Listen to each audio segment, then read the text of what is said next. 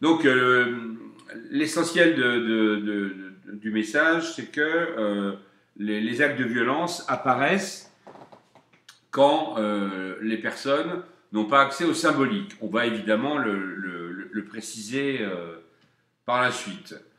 Donc,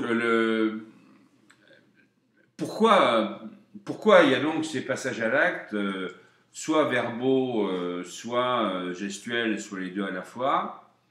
Eh bien, tout simplement parce que le moi, donc le vôtre, le mien, celui de tout le monde, il a une nécessité d'être identifié et de s'identifier. C'est-à-dire que normalement, vous êtes adulte, vacciné, responsable, intégré socialement, enfin du moins j'espère, mais enfin a priori oui. Donc vous êtes à peu près sûr d'exister. Or, il y a un certain nombre de personnes, pour des raisons archaïques, on le verra dans les troubles d'attachement, qui n'ont pas cette certitude d'exister. Donc c'est assez redoutable. On parle de moi insubstantiel, on parle en clinique d'effondrement du moi. Par exemple, vous avez des personnes, suite à un trauma, ils connaissent un effondrement du moi, c'est-à-dire qu'il faut impérativement qu'ils retrouvent un ancrage identificatoire pour exister. Donc je vous fais une liste assez classique des moyens d'identification du moi. Vous avez d'abord l'excitation. L'excitation qu'on connaît bien chez les enfants, chez les préados, chez les ados et chez les adultes, c'est un moyen de savoir qu'on existe. C'est-à-dire qu'on oppose au linéaire de l'absence d'excitation, qui est terne, qui est tristoun, qui est éventuellement pour certains synonyme de mort, on oppose à ce système linéaire un système avec des montées de neuromédiateurs, genre adrénaline, sérotonine, ocytocine, dopamine. Et ces montées de neuromédiateurs produisent l'excitation qui induisent pour le psychisme l'idée qu'il existe. Alors, vous remarquerez que vous avez par exemple des familles où on est comme chien et loup, c'est-à-dire on se dispute tout le temps. Il y a des couples qui se disputent tout le temps. Eh bien, c'est une manière, alors, on en pense ce qu'on veut, mais c'est une manière de créer des excitations, donc monter de neuromédiateurs, faute d'avoir un désir. Donc, si j'ai pas de désir de complémentarité avec quelqu'un ou d'interpénétration, sans jeu de mots, eh bien, je vais compenser en accumulant les excitations. On pourrait dire aussi que la prise de risque, que l'acte de violence, puisqu'on est dans cette problématique-là, c'est une manière de se créer une excitation faute d'autre chose, c'est-à-dire faute de gratification, faute de narcissisation, faute de désir, faute d'amour. Le deuxième volet de l'identification du moi, c'est, vous l'aurez compris, la satisfaction immédiate des besoins et des désirs. C'est-à-dire que quand j'ai un doute sur mon identité et éventuellement mon existence, le fait d'avoir un besoin, ça signifie d'avoir des montées d'adrénaline, de dopamine, enfin, etc., etc., je ne refais pas la liste, et de le satisfaire, ça signifie qu'il y a une tension entre le désir et la réalité. Et si on arrive à limiter cette tension, voire la supprimer par une satisfaction, on a donc la sensation d'exister. Troisième moyen, l'autonomie des actes. Si j'ai un acte que je pense décider, ou disons dont je suis persuadé que c'est moi qui le décide, alors j'existe. Ensuite, la maîtrise des choix. Si, c'est pour ça, par exemple, que les enfants, les préadolescents, les adolescents ont une fascination vers l'investissement par le sacrifice. Ah, je suis l'animateur, paraît-il. Ouais.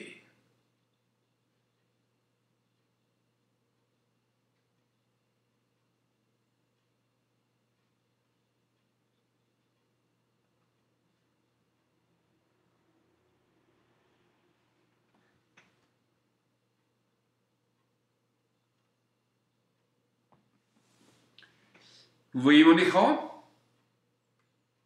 Oui. Ah, lovely. Donc, je ne vais pas relire ce que j'ai dit, mais alors, 1, excitation, 2, satisfaction immédiate des besoins et des désirs, 3, autonomie des actes, 4, maîtrise des choix, investissement sacrifié. Et je disais que c'est pour cela qu'on a souvent des enfants, adolescents, enfin préados et adolescents, qui sont fascinés par l'investissement, l'engagement pour les bébés phoques, pour une mission quelconque, et qui ont le goût du sacrifice. Par exemple, on remarque que les adolescents aiment bien ce qu'on appelle l'ordalie. Je ne sais pas si vous connaissez l'ordalie. L'ordalie, c'est au départ, au Moyen-Âge, c'est le jugement de Dieu. Eh bien, on va dire que le comportement adolescent est ordalique, c'est-à-dire que pour exister, pour avoir un moi identifié, les jeunes gens et les jeunes filles vont avoir tendance à se lancer dans un sacrifice parfois ultime, confère l'engagement, y compris religieux éventuellement, parce que au moins le moi existe. Au moins le moi existe. Vous avez évidemment, ça c'est la version optimiste des choses, le cogito cartésien, je pense, j'estime, je juge, je me distancie, donc j'existe. Je pense, donc je suis, vous connaissez la citation de Descartes. Le volet suivant, le fait d'avoir des ressentis, des émotions et des émois. Des émois amoureux, des émois esthétiques, des émois mystiques, des émois relationnels, voilà. Sauf que si ces 6 fonctionnements qui sont classiquement identifiés et documentés dans la clinique, si on n'arrive pas à les trouver, par faute d'éducation, faute éventuellement d'éléments conjoncturels adéquats, hein, à ce moment-là, on passe un seuil et on a besoin pour exister de plus de stimulus. Et le premier stimulus, c'est la douleur. Donc la douleur qu'on se fait à soi-même, confère les scarifications adolescentes, ou la douleur qu'on fait aux autres. Vous avez le plaisir. Alors, dans un premier temps, je ne vais pas insister là-dessus, je pense que vous avez déjà eu des cours là-dessus. Il est génital d'abord, donc il est lié aux organes sexuels et il est extrêmement rapide. Et il est de plus en plus sexualisé, donc il passe par un discours imaginaire, par un récit. On va parler de plaisir discursif. La pulsion d'emprise, le fait de considérer quelqu'un comme un objet, comme un esclave, c'est une manière d'exister. On va dire que l'enfant de CM2 qui dit à son petit camarade « tu portes mon sac, sinon je te tape dessus », eh bien il est dans la pulsion d'emprise. Alors ça ne veut pas dire qu'il soit authentiquement un pervers narcissique, mais c'est quand même un rien inquiétant quand même sur son devenir. Et c'est vrai qu'une des méthodes thérapeutiques pour empêcher ces dysfonctionnements qui peuvent être graves, c'est de permettre à la personne de revenir à une identification plus commune, on va dire, c'est-à-dire une des 6 identifications que nous avons vues dans le premier paragraphe. Ensuite, vous avez, si vraiment on n'y arrive pas, alors ça devient grave, plus on avance et plus on est dans la pathologie, vous avez un moi insubstantiel, c'est-à-dire vous avez une mélancolie et un refus. Donc vous avez des gens qui sont repliés. Alors souvent on ne les considère pas comme étant une violence. En réalité, c'est une violence assez extraordinaire. Et j'ai vu des éducateurs ou des AS ou des jeunes pédopsies, les internes que j'ai, être totalement déstabilisés et bien plus déstabilisé par un enfant mélancolique que par un enfant violent. Parce qu'un enfant violent, il y a des contours, il y a des scénarios qu'assez rapidement on peut repérer avec un peu d'expérience, vous verrez, alors que quand vous n'avez pas de contours, quand vous avez un enfant mélancolique, d'ailleurs souvent ils sont confondus avec la sphère autistique, il y a des petites erreurs cliniques, mais bon, peu importe, là on est vraiment dans l'angoisse, parce qu'on n'a pas de contours, on n'a pas de prise sur un enfant qui dit oui, qui est relativement docile, mais dont on se dit, oh là là, mais où est son moi? On le reverra tout à l'heure, ou la prochaine fois, mais a priori tout à l'heure. Et la voie royale, si j'ose dire, d'une identification du moi, eh bien c'est le faux self. Le faux self, c'est-à-dire, on prend un rôle qui est opportuniste. Ça veut dire, quand quelqu'un veut être remarqué, il va, alors en CM2, en 6e, en 5e, etc., etc., il va trouver un personnage dont il pense que c'est le personnage le moins inintéressant. Vous voyez que je n'ose pas dire le plus intéressant.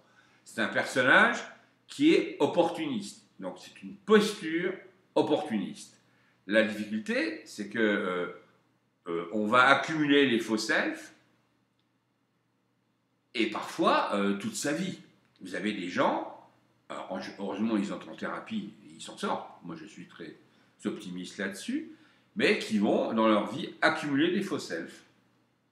Vous avez sûrement eu la sensation, bon je ne vous connais pas bien évidemment, dans votre vie, de jouer un rôle, de jouer le rôle du bon élève, de la bonne élève, du bon copain, du timide ou de la timide, du provocateur ou de la provocatrice, en sachant que c'était un rôle, mais c'était un rôle qui était adapté au groupe, et en partie d'ailleurs téléguidé par le groupe, hein, puisque le groupe sécrète en son sein des postures qui sont tout à fait répétitives.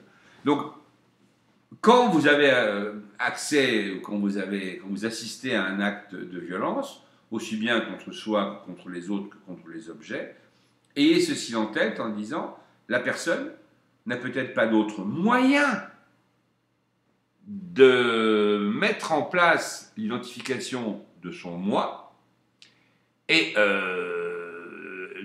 notre rôle en tant qu'adulte, soignant, travailleurs sociaux, etc., eh bien, c'est de restituer ou d'instaurer un système linguistique ou un système symbolique pour que l'individu puisse se dire « enfin, j'existe ». Vous connaissez la phrase de Rimbaud « deviens qui tu es ». Enfin, je ne la connaissais pas, je vous l'ai dit. « Deviens qui tu es », qui est une phrase au départ...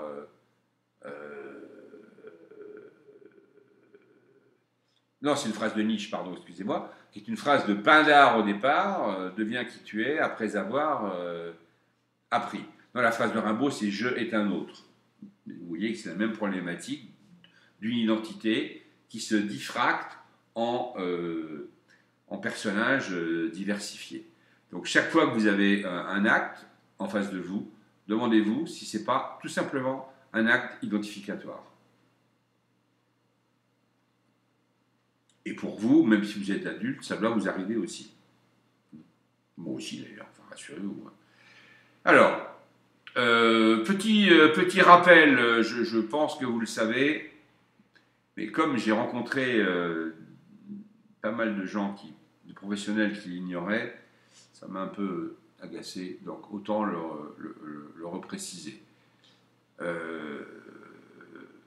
Vous avez le temps en jaune, et ici vous avez une petite blessure d'un enfant, voire des générations antérieures, puisque les secrets de famille sont la répétition d'un schème traumatisant archaïque, mais on ne peut pas insister là-dessus. Bon, par exemple, vous êtes un enfant, vous avez 3 ans, vous rentrez de l'école maternelle, c'est la fête des mères, vous avez passé une semaine avec votre instituteur ou autrice à faire un petit tableau avec des grains de riz et des pâtes et des pois chiches avec un maman chérie. Donc vous êtes tout ravis. Et puis il se trouve que ce jour-là, votre mère est fatiguée, énervée. Elle dit oui, c'est bien, et elle jette le papier. Pour vous, c'est absolument horrible et scandaleux. Pour la mère, peut-être pas, peut-être qu'elle était fatiguée ce jour-là, elle n'a pas réfléchi, enfin, peu importe, c'est pas grave. Donc l'enfant, il a une petite blessure, ça s'appelle une blessure narcissique, qu'on croit pouvoir réparer, on lui fait un câlin, on se dit c'est bon, il va oublier. Eh ben non. Imaginez, donc ça, c'est la situation blessante originelle, on va appeler ça le trauma 1. Imaginez ce même enfant devenu préadolescent. Il est un jour, il y a un de ses camarades qui a un anniversaire et il n'est pas invité. Donc tout le quartier est invité et lui, non. Pour Dieu sait quelle raison. Eh bien, cette petite blessure ou cette moyenne blessure du préadolescent va être d'autant plus puissante et d'autant plus toxique qu'elle fait écho, par analogie, à la situation numéro 1. Imaginez ce garçon adolescent, il va au tableau en maths, il se trompe complètement, toute la classe se moque de lui et le prof, au lieu de le défendre, le descend complètement. Ça n'a a priori rien à voir avec le trauma 1 et le trauma 2. En réalité, il y a un système d'écho extrêmement précis et puissant.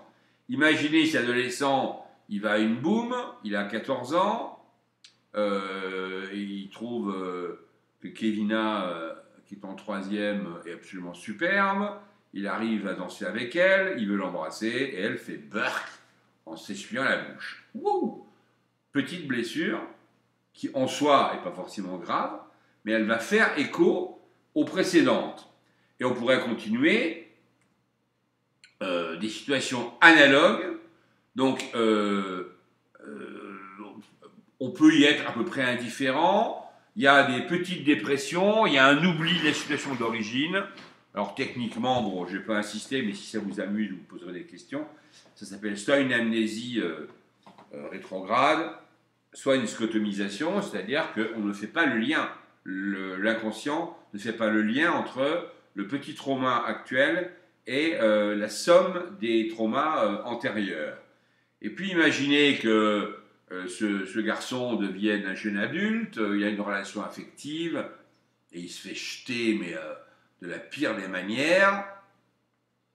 Imaginez d'autres traumatismes, il rate un examen, il rate un concours, enfin, etc.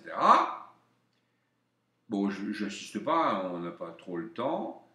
Et d'un seul coup, ce garçon, il a 25 ans, il rate un créneau devant chez lui, et il se pend. Pourquoi il se pend? Il ne se pend pas parce qu'il a raté un créneau, ou il ne se pend pas parce qu'il perd son travail, ou il ne se pend pas parce que sa petite copine l'a, encore une fois, largué ou trompé. Non, non, non, non, non. Il se pend parce que le grand triangle rouge, c'est-à-dire la situation actuelle, elle est analogue aux 1, 2, 3, 4, 5, 6, 7, 8, 9 petits traumatismes archaïques et qu'il va y avoir un effet d'accumulation. C'est même pas une somme, on parlerait en maths d'intégrale, enfin bon, peu importe. Et ça veut dire que une situation actuelle, une blessure actuelle, est d'autant plus puissante et d'autant plus toxique qu'elle fait écho à des blessures passées. C'est-à-dire que quand un adolescent se met en rage pour telle ou telle insulte ou comportement, en réalité, on est en train de payer, si je veux dire, enfin c'est lui qui est en train de payer, hein. Il est en train de payer des blessures narcissiques archaïques. Et pour mémoire, ça ne sert à rien de régler le problème actuel si en amont, on n'a pas travaillé, c'est le rôle des psys, les blessures narcissiques archaïques. Donc il faut le savoir. Si vous voyez que quelqu'un commence à partir dans une sorte de colère, il faut impérativement changer de sujet, changer de registre, changer même de registre corporel et gestuel, parce que vous avez, sans le vouloir, on va dire que vous n'êtes pas pervers, que vous avez touché du doigt un schème archaïque qui était excessivement douloureux, qui a été oublié, mais qui est toujours là. Actuellement, on parle beaucoup, je fais une petite parenthèse, de l'affaire Duhamel et des crimes anciens. Et bien, ce qui est intéressant, c'est que c'est le souvenir de ces crimes anciens même si légalement il est présumé innocent, on est bien d'accord, hein, est revenu parce que les médias ont parlé du consentement l'an dernier, parce qu'il y a eu l'affaire MeToo il y a quelques années. Donc ça a ravivé des souvenirs et ça a permis éventuellement leur verbalisation. Donc ça permettra ou ça permet leur traitement. Sachant que, comme je suis et psychanalyste et optimiste, je pense que rien n'est irréversible et que rien n'est irréparable. Je dis ça parce que dans la presse, on a l'air de dire qu'il y a des blessures non réparables. Je vous le dis, c'est faux. On peut réparer. Il faut du temps, il faut un bon psy ou une bonne psy, il faut un bon entourage, mais c'est réparable. Voilà. Donc ce schéma, il est assez fondamental pour vous éclairer sur le lien entre l'histoire archaïque et le présent. Oui, bon, j'ai mis un petit pistolet qui tire pour montrer que ça fonctionne. Alors, on arrive à notre troisième partie, qui est RSI. Alors, RSI, j'ai déjà abordé, vous avez remarqué que comme c'est en visio, en fait, je me répète 3 ou 4 fois de suite, alors que dans un vrai cours, c'est un peu moins redondant, mais la concentration que vous pouvez avoir devant un écran, c'est pas la même qu'en réel. Donc, répétons, répétons, répétons. RSI, c'est donc réel, symbolique, imaginaire. Le schéma est relativement simple. Hein.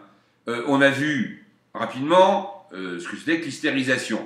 Donc, demande initiale, condensation, déplacement, symbolisation, demande apparente. Vous avez compris.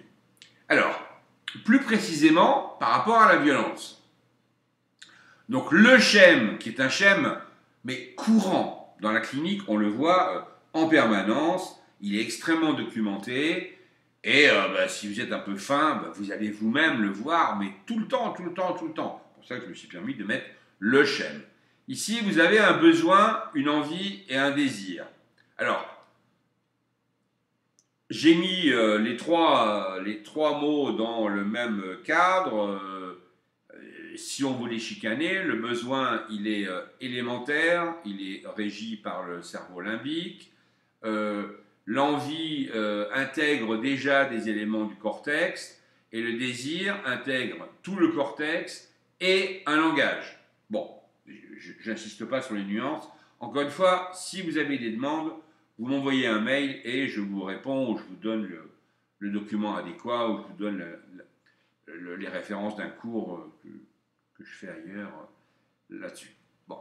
Et vous avez les mêmes 3 systèmes, c'est-à-dire condensation, déplacement, symbolisation.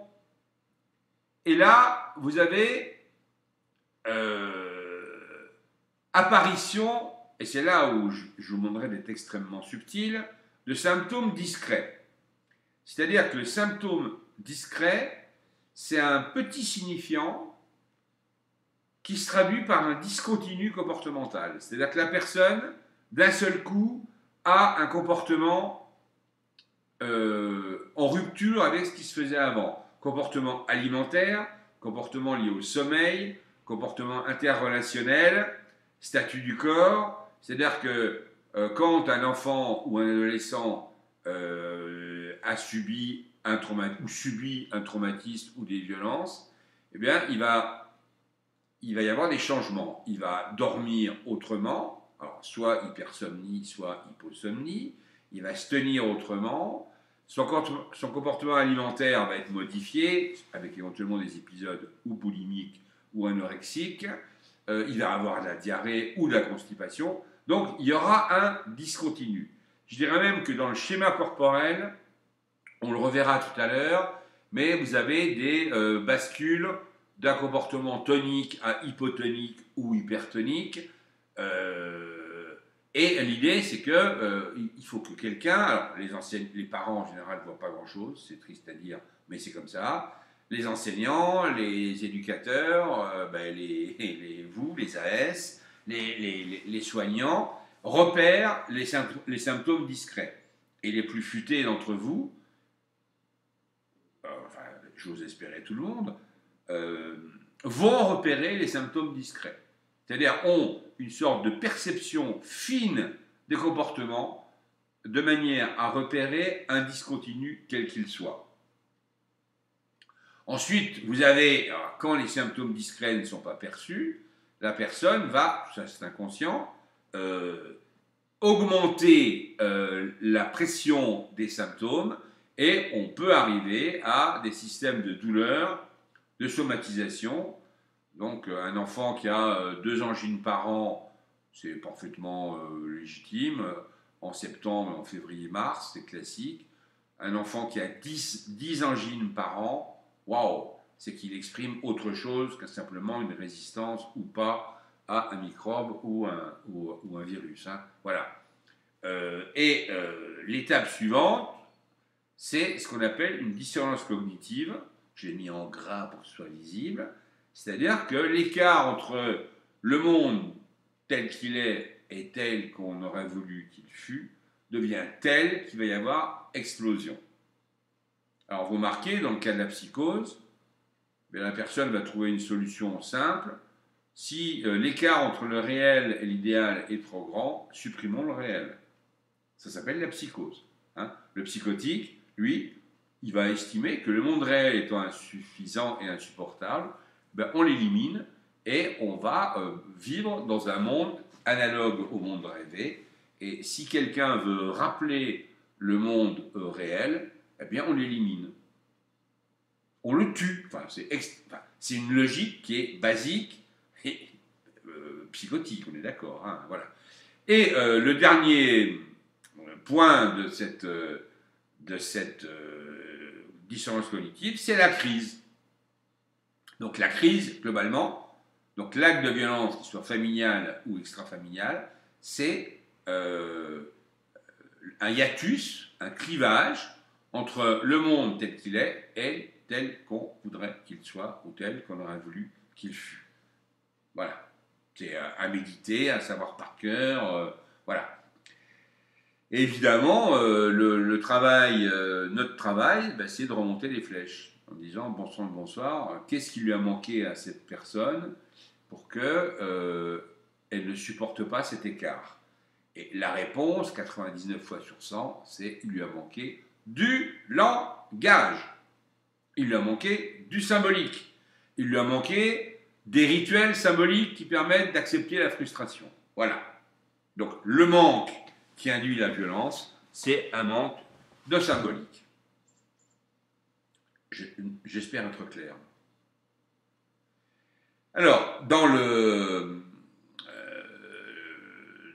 détail, vous avez donc RSI, c'est réel, symbolique, imaginaire. En rose, vous avez l'imaginaire. En rouge, vous avez le réel, donc le principe de réalité. Et j'ai mis en bleu, c'est ça, vous avez le symbolique.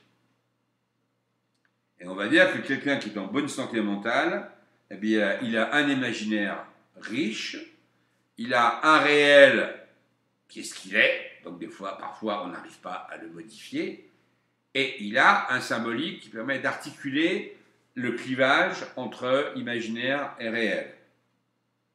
A l'inverse, quelqu'un qui a un symbolique qui est tout rétréci, tout ténu, alors faute d'éducation, faute de modélisation, faute de narcissisation, il va souffrir en permanence et donc il va élaborer un système de violence contre lui ou contre les autres. Si je résumais le boulot des psys, c'est restaurer du symbolique. On passe notre temps à ça, restaurer du symbolique. Dans les négociations avec quelqu'un d'extrêmement violent, mon travail, c'est restaurer du symbolique, restaurer du langage, pour éviter cette espèce de montée violente qui est une sorte de proto-langage extrêmement toxique. Même s'il est mimé souvent, c'est quand même le cas. Donc, j'ai fait une sorte de définition pour que vous l'ayez en tête. Donc, l'imaginaire, c'est le fantasme. Il y a une liberté totale. Il n'y a pas de censure. Hein. Quand les gens commencent à censurer l'imaginaire, c'est qu'ils sont dans la pensée magique et c'est qu'ils estiment que s'ils le pensent, ça va se produire. On est dans quelque chose qui est proche de la pathologie.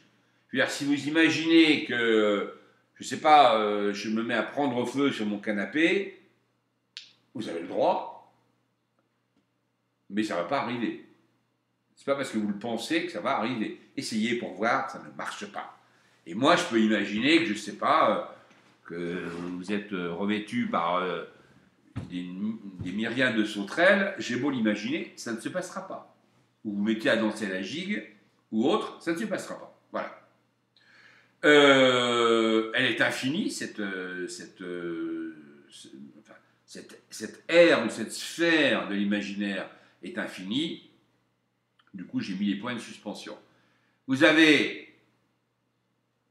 Alors voilà, ça c'est par exemple un petit combat qui est totalement imaginaire.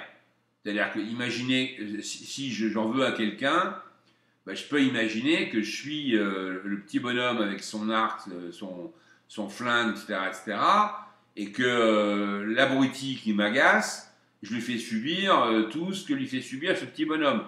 Mais ça n'arrivera pas. Ça n'arrivera pas. On est dans quelque chose d'extrêmement impossible à faire. Dans le symbolique, il y aura le décorum, il y aura l'emblème, il y aura les rituels, il y aura l'institution, la loi, le code universel au sens de l'éthique, et il y aura une satisfaction symbolique. Souvenez-vous de la cocotte minute que nous avons vue il y a 2 jours. Si j'ai un désir très fort, que je n'arrive pas à le vivre pour des questions d'éthique ou de principes de réalité ou éducatives, eh ben, je vais m'en sortir en jouant par le marivaudage, par les arts martiaux, par une activité artistique, par une activité musicale, etc., etc. Si vous écoutez le blues, alors le blues c'est plutôt nord-américain, si vous écoutez le saudade brésilien, si vous écoutez le fado portugais, si vous écoutez le flamenco, si vous écoutez les poèmes élégiaques du 1er siècle après Jésus-Christ ou les chants des troubadours et des trouvères, eh ben, ça dit toujours la même chose. Ma femme est partie, j'ai plus de whisky dans mon bar, j'ai plus d'essence dans ma Chevrolet, j'ai plus que ma Stratocaster Fender pour chanter le blues. Oh yeah. Il vaut mieux que les gens chantent le blues plutôt que de se flinguer. Voilà. Ou de flinguer l'autre. Bon, voilà. Et globalement, le symbolique permet la catharsis des passions, comme on l'a vu mardi. Donc j'ai mis un juge, parce que la justice, c'est un bon exemple d'une catharsis symbolique. L'institution de la justice, le tribunal, qui dit le droit, elle prend les affects des gens, donc les affects de la victime, les affects du bourreau, et elle les traduit en termes de dette sociale, c'est-à-dire de sanctions pénales, et ce qui permet de faire baisser l'investissement passionnel. Vous remarquez d'ailleurs que la télévision ne joue pas le jeu, puisque après un tribunal, souvent, elle interroge les plaignants et les victimes et les pousse plus ou moins consciemment à se poser en victime, c'est-à-dire à rester victimisé avec du pathos. Et il y a une certaine confusion parfois entre justice et vengeance. Je rappelle que la justice ne s'occupe pas de vengeance, la justice, elle dit le droit, point.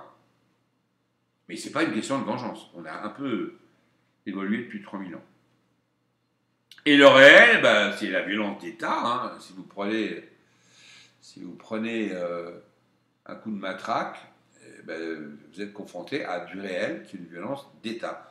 C'est-à-dire que la violence symbolique de l'État, c'est-à-dire un gouvernement, c'est-à-dire des tribunaux, etc., elle est plus efficace, donc on passe à une violence réelle. Mais quand il y a violence réelle, donc la violence d'État, c'est bel et bien que la violence symbolique ne suffit pas. Il y a des parents qui frappent leurs enfants, donc ils sont dans le réel.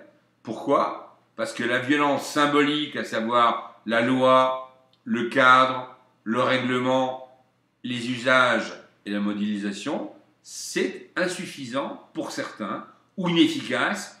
Ça peut être parce qu'ils ne savent pas faire d'ailleurs, hein, on ne va pas entrer dans les détails. Vous avez la coercition, c'est-à-dire que la sanction qui devient éventuellement punition. Je pense que vous avez eu des cours là-dessus. La sanction, c'est légal, c'est une sorte de contrat entre un dysfonctionnement et l'ordre social, alors que la punition, ça fait plutôt plaisir à celui qui punit.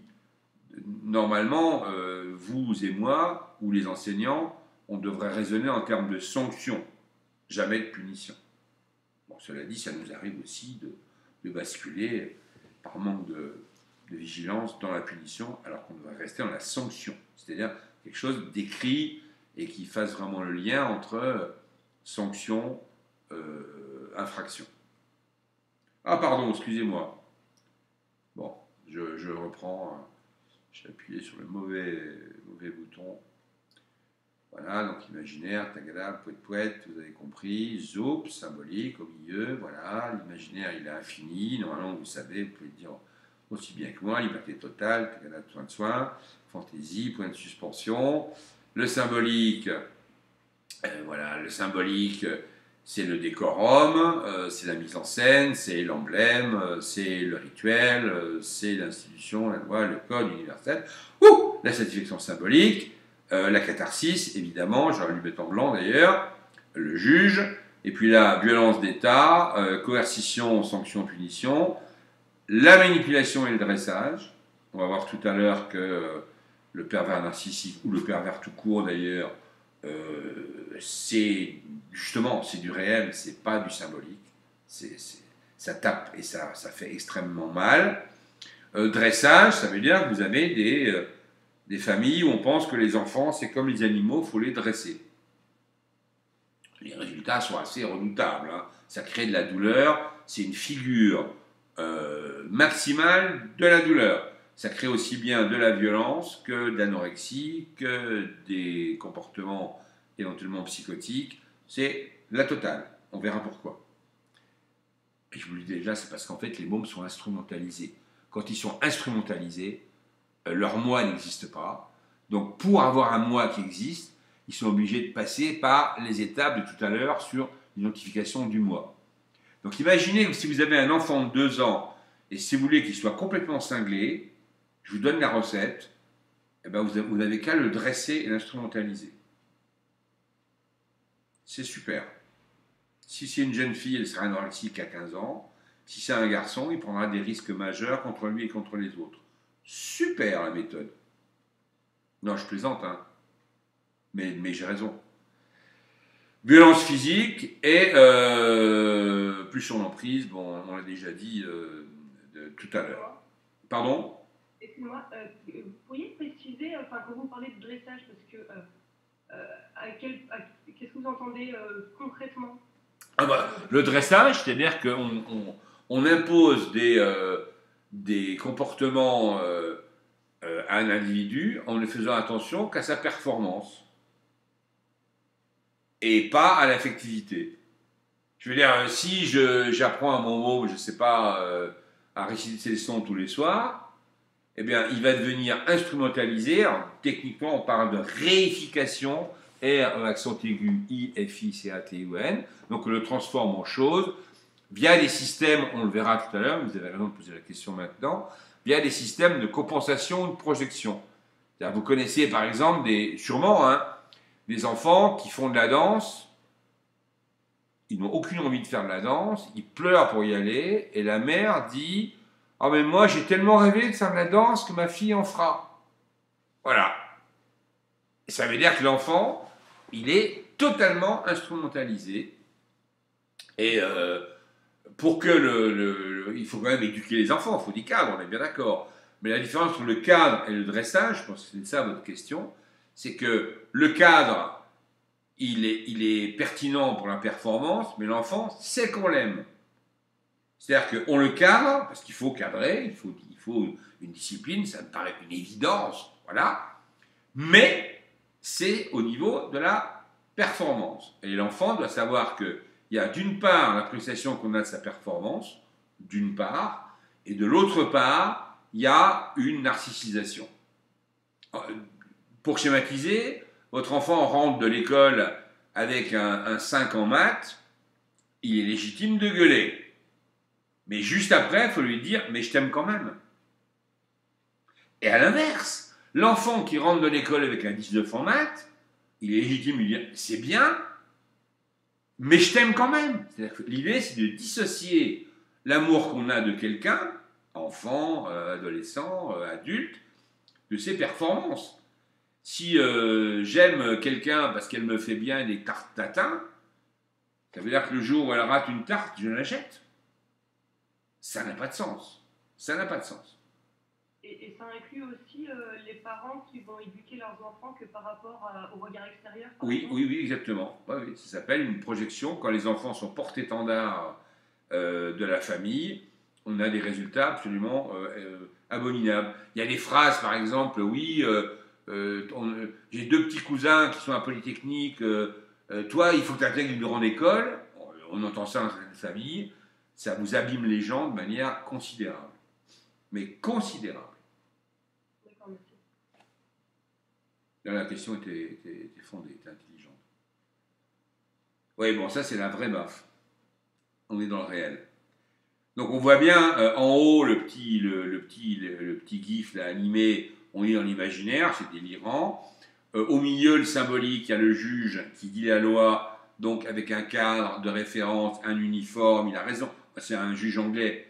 Et en plus, il va encore plus loin que les juges français. Non seulement il a la robe et l'hermine, mais il a une perruque, il dit la loi, et puis en bas, vous avez une gestion non maîtrisée, quoi. Voilà.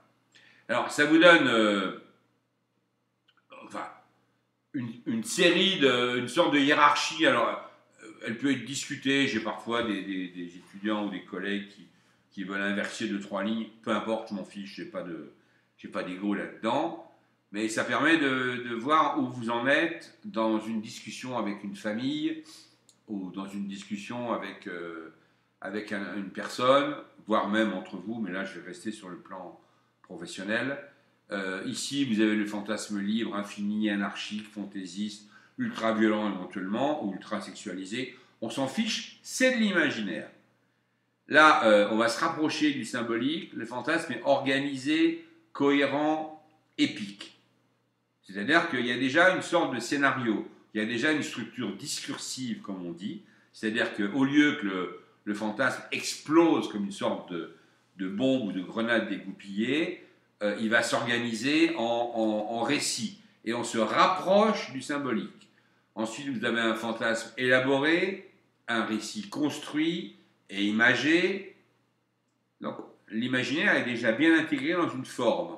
Ensuite, vous avez un fantasme dessiné, avec des formes, quoi. Un fantasme raconté métaphoriquement. Donc, si vous dites je te ferai la peau, on est dans le symbolique. Il vaut mieux dire je te ferai la peau plutôt que de prendre un couteau et puis de découper la chair. Enfin, moi, ça me paraît plus simple. Une négociation argumentée. Donc, ça veut dire que tu fais ça, sinon ça va aller mal pour toi. On est dans le symbolique. Alors, ça peut basculer dans le réel, hein, on est bien d'accord. Hein. Il y a une allusion humoristique ou une vanne.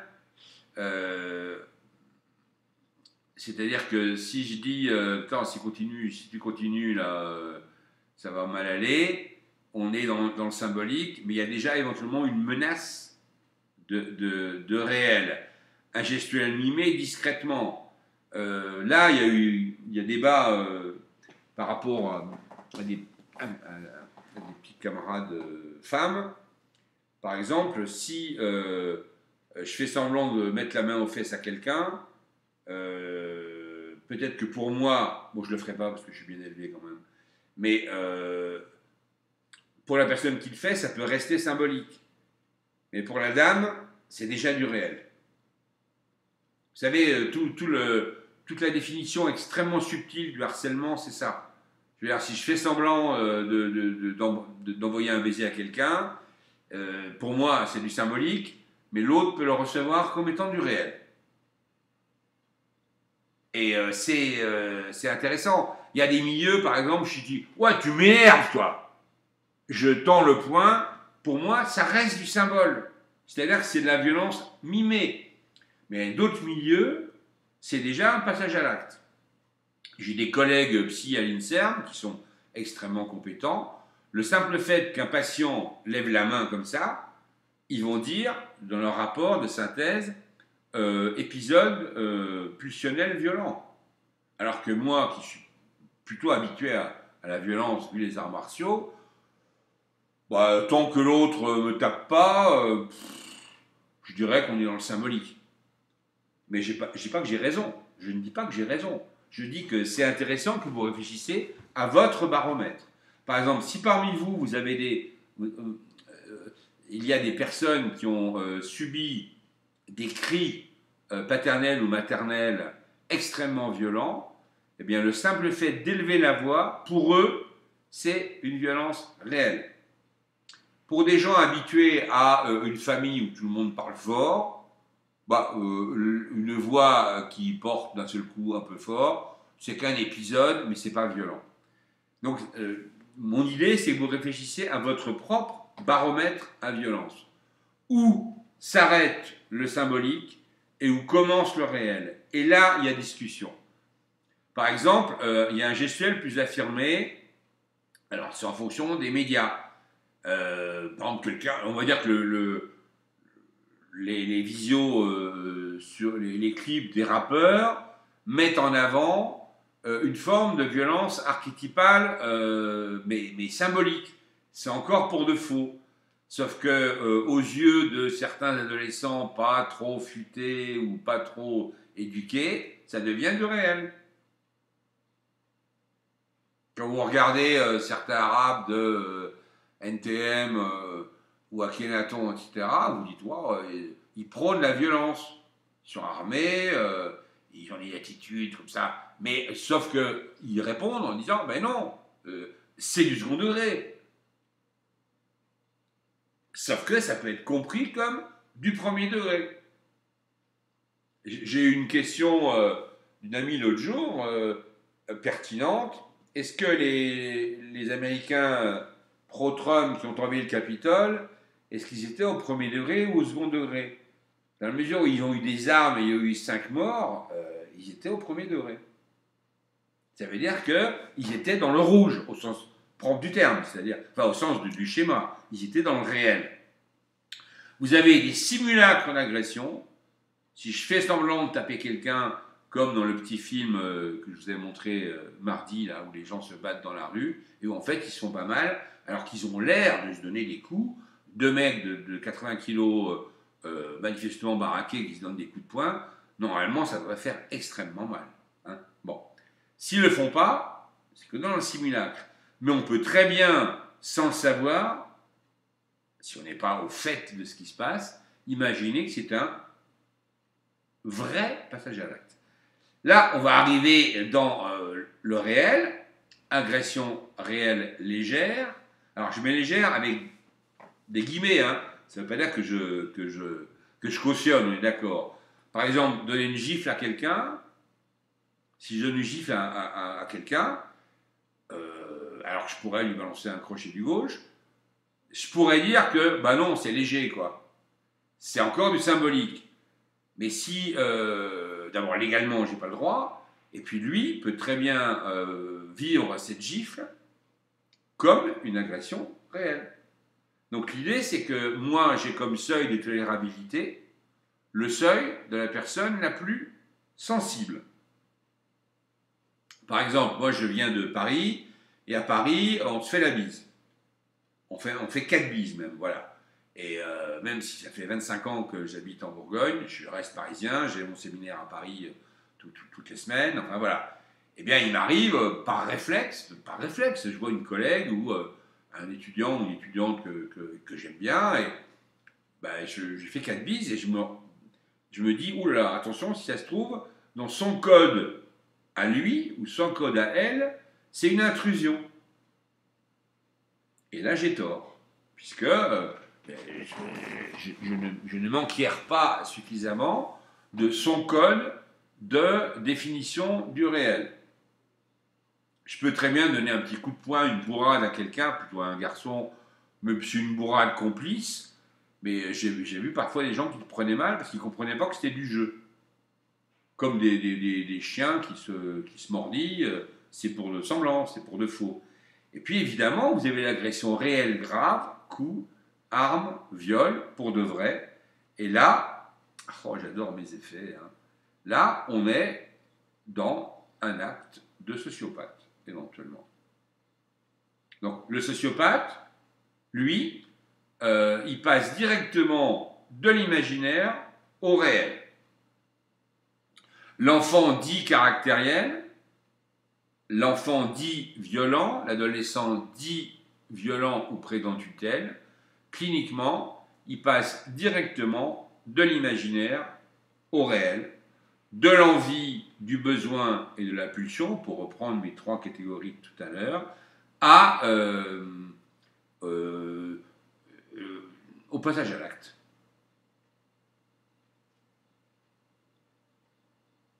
Donc c'est intéressant parce que si vous l'appliquez à la vie professionnelle ou à votre vie privée, mais ça ne me regarde pas, mais vous pouvez le faire aussi, c'est à quel moment ce que je fais est de l'ordre du symbolique, à quel moment est-ce que c'est de l'ordre du réel, genre mon enfant ou mon conjoint, ma conjointe ne débarrasse jamais, c'est toujours à moi de débarrasser après le déjeuner ou le dîner.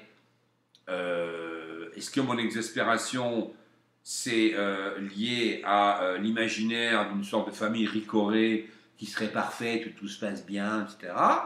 Hein, un peu publicitaire. Est-ce que mon exaspération vient d'une frustration symbolique parce que je pense que débarrasser collectivement c'est un acte d'amour familial? Ou est-ce que, troisième solution, mon exaspération est de l'ordre du réel parce que je suis exaspéré par l'obligation à chaque fois de le faire moi-même? C'est un exemple tout bête et sommaire, mais si vous poussez à la réflexion, vous allez vous apercevoir que c'est un bon outil d'analyse et que quand vous passez à l'acte, c'est-à-dire quand vous êtes violent, quand vous dites des choses qui dépassent votre pensée, c'est que vous avez oublié l'espace symbolique. Alors par exaspération, par manque de culture, par manque d'habitude, les raisons sont multiples. Mais moins il y a de symbolique et pire est la situation. Voilà. On va le voir d'ailleurs par la suite. Hein. Alors, toujours dans une remarque générale, il peut y avoir, c'est une remarque qui me paraît assez fondamentale, mais bon, vous pouvez la zapper si ça vous agace. Il peut y avoir un désir imaginaire, mais décision de le censurer. Je répète, il peut y avoir un désir imaginaire, mais décision de le censurer. Ça me paraît important d'accepter le désir imaginaire. J'ai eu la chance d'avoir Oliver Einstein comme prof à un moment. Vous connaissez le docteur Oliver Einstein? C'est le premier psychiatre qui a théorisé l'analyse des toxicomanes et ce qu'on pouvait faire socialement. Il a eu des avancées à la fois cliniques et thérapeutiques et psychosociales extrêmement importantes. Et Oliver Einstein, en fin de séminaire, une condisciple, donc qui était en thèse aussi, lui demande oui, professeur, à votre avis, pouvez-vous nous dire ce que c'est que la morale? Donc on s'attendait tous, on m'a compris, à un topo sur la morale, genre impératif kantien, ne faites jamais aux autres ce que vous ne voulez pas qu'on vous fasse, ou alors, deuxième impératif kantien, considérez l'autre comme une fin et jamais un moyen. Si vous avez des souvenirs de philo, vous cherchez impératif kantien et vous aurez une définition de l'éthique qui est tout à fait remarquable. Et contrairement à ce qu'on pensait, Oliver Einstein répond d'une manière provocatrice, mais il aimait ça en disant « Ben non, c'est simple, quand je vois une jeune fille de 12 ans bien mignonne, j'imagine ce que je pourrais lui faire, mais je dis non, il ne se passera rien. Et nous, on était un peu choqués par sa réponse, évidemment, de voir ce monsieur qu'on estimait ou même qu'on aimait laisser supposer qu'il pouvait avoir des désirs interdits. Et en fait, il avait raison. Il vaut mieux accepter son imaginaire, mais le censurer volontairement, plutôt que de censurer l'imaginaire, avec le risque que l'imaginaire censuré induise un effet cocotte-minute, avec explosion et passage à l'acte. Voilà. Il y a dans le débat actuel sur l'inceste, la position relativement universelle des psychanalystes, c'est s'il y a répression de l'inceste dans toutes les civilisations, c'est donc qu'il y a un désir d'inceste. Et autrement dit, si on veut être prééquilibré, il faudrait pouvoir dire, il y a un désir d'inceste, il est là, je le sais, je le sens, mais par décision éthique, je vais mettre une porte infranchissable.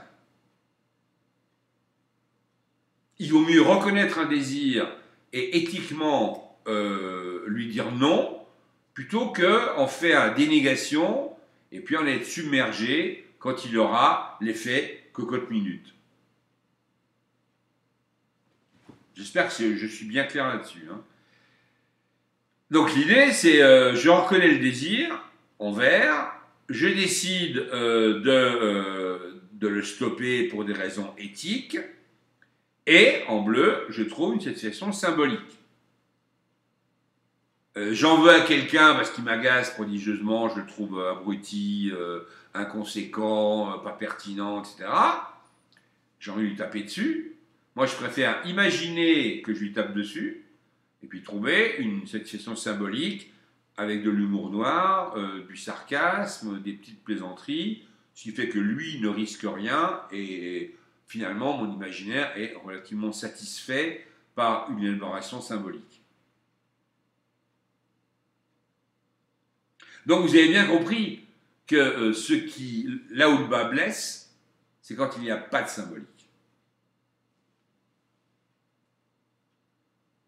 Donc, condition nécessaire pour, je viens de le dire, reconnaître le désir, pas de censure, de déni, de dénégation.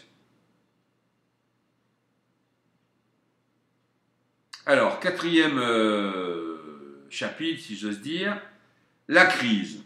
Bon, je vais aller assez vite parce que c'est relativement évident. C'est plus facile de comprendre la psychologie de la crise que son étiologie. Hein. Donc, la crise, vous l'avez compris, qu'est-ce que c'est? C'est un schéma classique. Vous voyez, j'ai mis des images pas terribles là, mais enfin bon, vous avez compris. Eh bien, la question à se poser, que les gens ne se posent pas assez sans doute, mais que vous devez vous poser, est-ce que c'est une violence symbolique, auquel cas elle est acceptable? Est-ce que c'est une violence réelle, auquel cas elle n'est pas acceptable? Troisième problématique, est-ce que c'est une violence qui est symétrique ou asymétrique? Et est-ce qu'elle est modélisée et par qui? Je veux dire, ça ne sert à rien d'essayer de calmer et de donner du symbolique à un enfant, un adolescent, pour qu'il gère ses conflits, si par ailleurs il est confronté 24 heures sur 24 à une famille ou un milieu qui est dans la violence réelle permanente.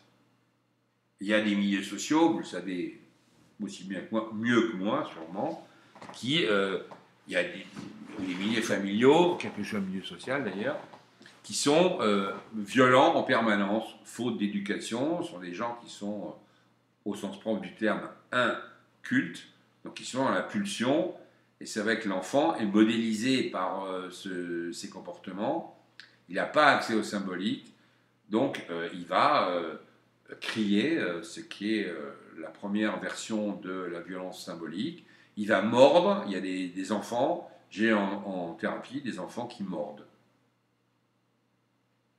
J'en ai eu qui mordaient à 2 ans, 3 ans. Ça veut dire que le symbolique de la parole, du mime, de la bouderie, de la prise de pouvoir, ils ne l'ont pas. Donc, ils sont réduits au pulsionnel. Voilà. Le malade mental, le psychotique, il est réduit au pulsionnel. C'est un peu difficile à gérer. Question suivante sur la violence. Est-ce qu'elle est hystérisée? Quels sont les enjeux réels? On l'a vu avec le petit schéma déplacement, condensation, symbolisation que je vous ai montré déjà 3 fois. Donc a priori, vous devez commencer à le posséder. Et la violence, elle est induite par quel processus? Processus d'imitation, processus de non-apprentissage du symbolique, ou alors effet d'accumulation par rapport à un trauma archaïque. Ce sont les 3 grandes pistes qui permettent d'analyser le processus de la violence. Alors attention, moi je vous conseille vivement, après vous le faites ou non, c'est votre vie, mais chaque fois qu'un processus se profile, chaque fois qu'un processus est perçu, l'idée c'est de se dire à qui ça nuit. Deuxième question, à qui ça profite? Là on a des surprises. Et troisième question, qui est beaucoup plus subtile, à qui c'est dédié? Est-ce que c'est dédié à la saga familiale? Est-ce que c'est dédié à un ancêtre? Est-ce que c'est dédié à une autorité? À un mentor? À un phallus, comme on dit en psychanalyse? C'est intéressant. Vous avez des familles de femmes battues depuis N générations, et le garçon qui ne bat pas sa femme, il trahit ses ancêtres. Donc il est lié à une sorte de, certes stupide, mais toxique, conflit de loyauté. Si je ne fais pas ce que faisait mon père, mon grand-père, mes oncles, etc., je trahis. On pourrait dire la même chose pour les accouchements douloureux. J'ai une étudiante qui a fait sa thèse sur les sagas familiales qui induisent les jeunes femmes à avoir des accouchements douloureux. Si vous entendez pendant 15 ans votre mère dire non, moi quand j'accouche ça dure 12 heures, c'est l'horreur absolue, etc., eh bien vous avez tendance, je parle aux femmes évidemment, vous avez tendance à induire un schéma, un paradigme, comme on dit, d'imitation. Ça peut se changer, hein. On peut dire aux gens, vous allez vous-même être la charnière qui va induire une nouvelle génération, et ça m'arrive trop souvent de dire à mes patients, en fait, vous travaillez thérapeutiquement pour vous, mais pour votre arrière-petite-fille. Si vous induisez un rapport au monde, un rapport à vous, un rapport à autrui heureux, joyeux, jubilatoire, il y a de fortes chances que petite-fille, arrière-petite-fille, dans 3 générations, aient ce même rapport. Alors que si vous continuez à pérenniser un rapport toxique, eh bien, il y a de fortes chances, de forts risques plutôt, que dans 70 ans, votre arrière-petite-fille soit devant un de mes collègues dans un état de douleur et de souffrance psychique extrême. Donc ces 3 questions, elles sont essentielles. Au début, ça demande de l'entraînement, vous verrez, mais vous trouverez. Et encore une fois, s'il y a difficulté, vous m'envoyez un mail et puis je réponds, soit individuellement, soit collectivement sur mon site. Quand j'ai une dizaine de questions identiques, je réponds directement sur Zeugma à tout le monde, parce que ça veut dire que c'est une problématique qui concerne plusieurs personnes. Voilà. Alors la crise, donc, plus précisément, j'ai un petit schéma qui est relativement simple à comprendre. En haut, vous avez l'idéal, et en 2, la solution réelle, c'est-à-dire dégradée. Et ça, c'est le temps, comme d'habitude, qui sert de cadre à tout ce qui se passe dans l'appareil psychique. Alors, dans l'idéal, vous avez un imaginaire en rose. L'imaginaire, clac, il va être confronté au réel en rouge. Il y aura évidemment une dissonance cognitive, parce que l'imaginaire et le réel, c'est quand même bien différent. Il y aura conflit, donc dissonance cognitive entre imaginaire et réel. Mais comme la personne a une culture symbolique importante, soit artistique, soit littéraire, soit relationnel, soit rituel. On lui a appris dans la petite enfance, hein, ou à l'école. La personne va trouver une résolution symbolique. Par exemple, vous avez 15 ans, vous avez une petite un cyclo de 50 cm3. Dans l'imaginaire, vous avez une 1000 qui fait 200 chevaux, vous avez la nouvelle Ducati Panigale qui fait 217 chevaux, elle vaut 30 000 euros, vous avez 15 ans, vous ne l'aurez pas.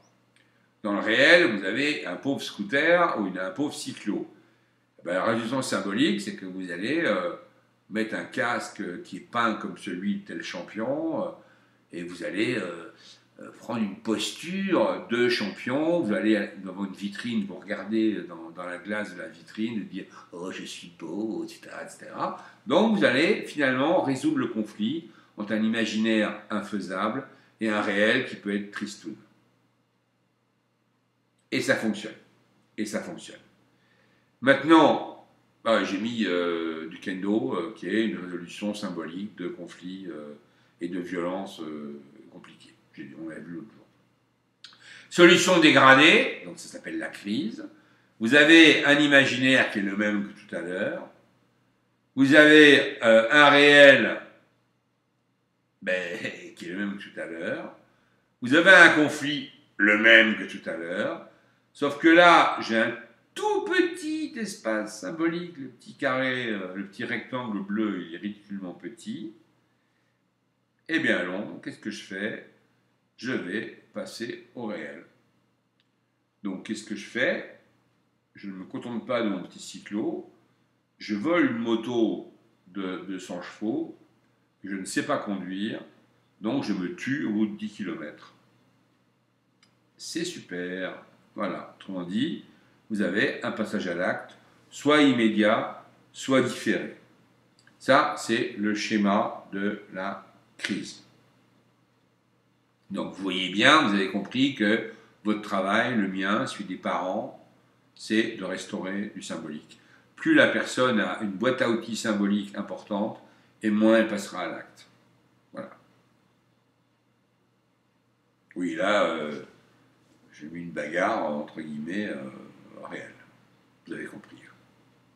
Deuxième approche qui est du même ordre, hein, avec un angle un peu différent. Ici, vous avez le réel, le temps qui est en bas, ça c'est le réel. Ici, vous avez l'imaginaire en rose, comme tout à l'heure, j'ai gardé le même code. Et au milieu, vous avez le symbolique qui sert un peu à articuler les deux. Donc, je pars du réel, ça c'est une flèche, je pars du réel, et dans l'imaginaire, je forge, je donne corps à un désir évidemment infaisable. Donc, je perçois, quand je reviens au réel, qu'il y a une dissonance cognitive entre le réel et l'imaginaire. On est tous confrontés à ça, hein. Voilà. Je reviens à l'imaginaire. Voilà, deuxième étape. Et l'imaginaire me donne une réponse délirante. Délirante, en latin, ça veut dire sortir du sillon. C'est-à-dire, je vais imaginer que je transforme le monde, que d'un seul coup, je suis comme un dieu ultra puissant, que les choses s'arrangent et que le conte de fées se réalise. Solution délirante. Sortir du sillon. Je reviens au réel. Bon. Et j'essaye d'appliquer ce que je fais, ce que j'ai rêvé. Donc je peux avoir une réponse caractérielle. Donc l'imaginaire est projeté dans le réel pour de vrai. Et quiconque s'oppose à la réalisation de mon imaginaire va être châtié. Donc je vais être violent envers le prof qui m'empêche de jouir, le parent qui m'empêche de jouir, les collègues ou les condisciples qui m'empêchent de jouir, et à terme, je prends une arme, je vais dans une université, et puis je tire sur tous ceux dont je pense qu'ils m'empêchent de vivre. Là, on est dans la version criminelle de ce fonctionnement, évidemment, et perverse. Ça, c'est l'échec. Et on va imaginer, si ça veut bien,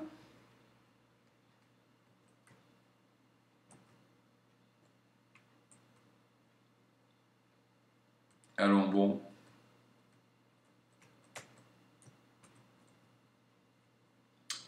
Attendez, j'ai un petit problème technique là.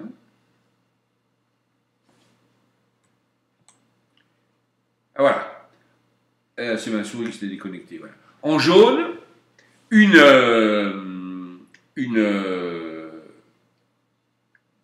réponse intelligente qui passe par le symbolique. Donc, que se passe-t-il? Vous avez une réponse éduquée, au lieu d'être dans le réel, mais à caractériel. J'ai une réponse éduquée, une élaboration symbolique, entre guillemets, pour de faux. Mais qui va suffire, et c'est ça qui est assez extraordinaire, qui va suffire à combler la dissonance cognitive entre mon désir et le réel. Ça veut dire que je vais me satisfaire que la tension induite par cette dissonance cognitive, cette tension va être comblée par le symbolique. Donc je vais être satisfait, donc je peux passer à autre chose.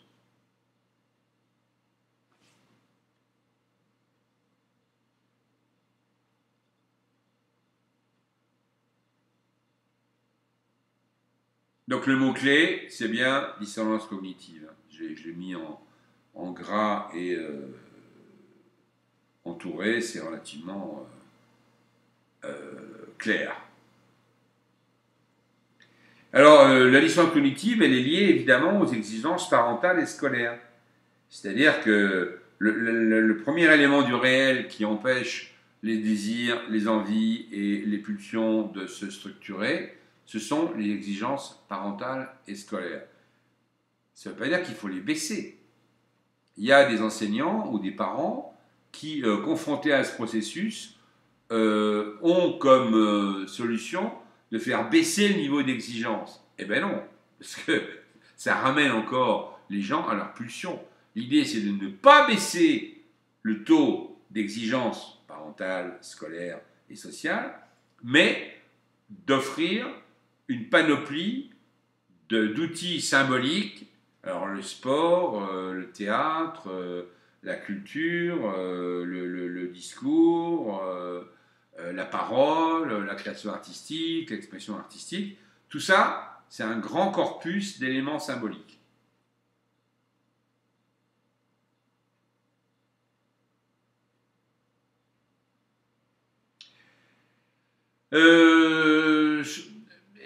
Ça vous dit de faire une petite pause? Là, je crois que c'est l'heure, puisqu'on va attaquer un chapitre un peu nouveau.